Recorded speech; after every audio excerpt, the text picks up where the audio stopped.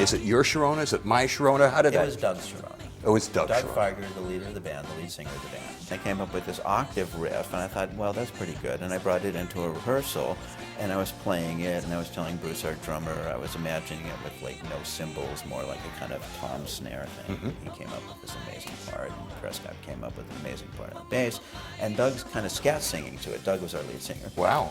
And he said, that's great, let's go home and write it. And Doug starts going, My Sharona. And by the way, the ma is, if it's anything, it's a take on My Generation. One of them was named Sharona. And Doug, not to put too fine a point on it, lusted after her. And so he was thinking he was going to woo her with this song, which eventually he did. He did. Successfully, yes. But the thing is Doug was living in this apartment with his girlfriend at the time, who wasn't Sharona. And so he's going, My Sharona. I'm going, Doug, Jimmy's in the next room. It became the hip thing for people to jam with us. Oh, really? And Ray Manzarek was the first, because Bruce, our drummer, knew him. Sure. And we did Love Me Two Times, Soul Kitchen, and Whiskey Bar. Get the Knack became the biggest seller for Capitol since Meet the Beatles. Is that right? There he is, sitting on this fairly raised stage, just sitting there, and he had like gold tints in his hair. It looked like gold spray paint, like this. And it's Hendrix. I gotta say something. So I go, Jimmy.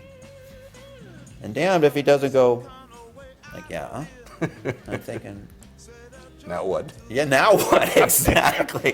What do I say to him? So I just thought musician, being in a band. I said, what are you going to open with tonight?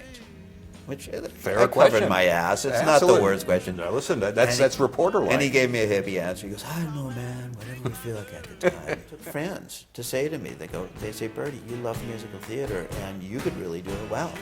You should do it. I went, oh, okay. If you're doing it right, it's a lot of work, and you never finish writing a show. You're always rewriting. Frankly, I'm fortunate enough to not have the wolf at the door. My Sharona is an annuity, so I can do whatever I want with my life. The World Wildlife Federation, things like the plight of the timber wolves, just always strikes a chord in me. So you lend your name and your time and your money to this cause. Just my money, really. They don't need my name. You're a boomer. I'm a boomer. You guys are boomers. Wouldn't you like to be a boomer? Wouldn't you like to be a boomer too? Berton, great seeing you, man. Thank you. I don't know about you. In '78, I was wearing, my bell bottoms and my white satin jacket and platform shoes, and Catherine Heigl would think are too high.